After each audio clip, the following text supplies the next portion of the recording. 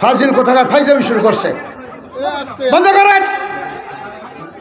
আন্দোলন করতে জানতে হবে, আন্দোলন শিখতে হবে। আন্দোলন না শিখে আন্দোলন করা যায় না। এর আপনি কি আইবে বন্ধ করেন। ফাজিল কোথাকার ফাইজামি শুরু করছে। বন্ধ করেন।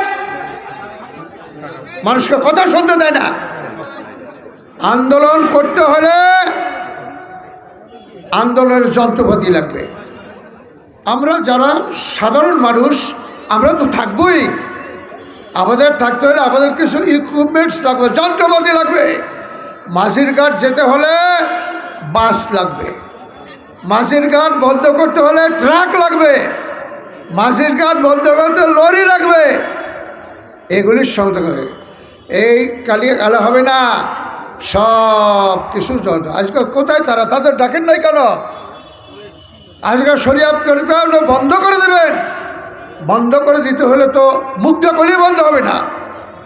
এখানে প্রথম মাঝির ঘাট যাইতে হলে চাঁদপুর বন্ধ করলে বাস লাগবে।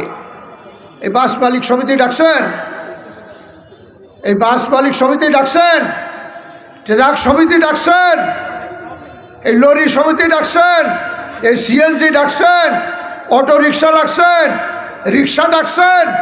আন্দোলন যদি করতেই হয় এখন সবাইকে লাগবে। সবাইকে ছাড়া আমরা কয়েকজন আন্দোলন করে কিছু করতে পারবো না। আমি প্রথম দায়িত্ব দিলাম যারা সরকারি দল করেন, প্রথম দায়িত্ব তাদের। আপনারা সরকারের যারা উপদেষ্টা আছে, আমরা তো এখানে যাই না, আমরা তো বিএনপি করি, কেউ জামাত করি। আমাদের দল তো আর সরকার না। আজকে জামাতের সরকার হয়তো আমি আমির সাহেবকে বানাইতাম, বিএনপির সরকার হলে আমি যাইতাম, সিরাজউল্লাহ যাইত, সালাম শাহ যাইত। যেহেতু আমরা এই সরকারের কাছে যাইতে পারি না, আমার তো লাইসেন্স নাই। যারা সরকারি দল করেন তারা প্রথম যান, প্রথম যান। আপনারা যারা সরকারকে বুঝান, সরকারের মাথা খারাপ হয়েছে, দরকার হয় পানি ঢালেন। এরপরে যদি কাজ না হয় ওই জামাত যাবে, শিবির যাবে, আমরা যাব। আর আমরা যদি যাই এমনি যাব না, আমরা কিভাবে যাইতে হয় সেটা আমরা জানি, কিভাবে যাইতে হয় সেটা আমি জানি। আমরা সমস্ত সব বরক করে দেবো। আমি এক কথা বলছি যে আমরা যখন হুকুম দেব, শরীয়তপুরে একটা গাছের পাতাও লড়বে না, একটা গাছের পাতা লড়বে না।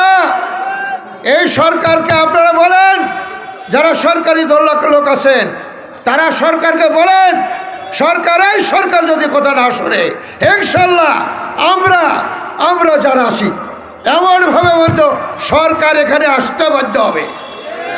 আমরা সরকারের কাছে যাবো না, সরকার এখানে বাধ্য হবে। এখানে আসা বাধ্য হবে, এখানে আসতে। সে বাধ্য কিভাবে করতে হয়, আমি জামাতের আমির, আমার নাতি জামাই, আপনি পাশে থাকলে ইনশাল্লাহ আমরা পারবো, আমরা পারবো।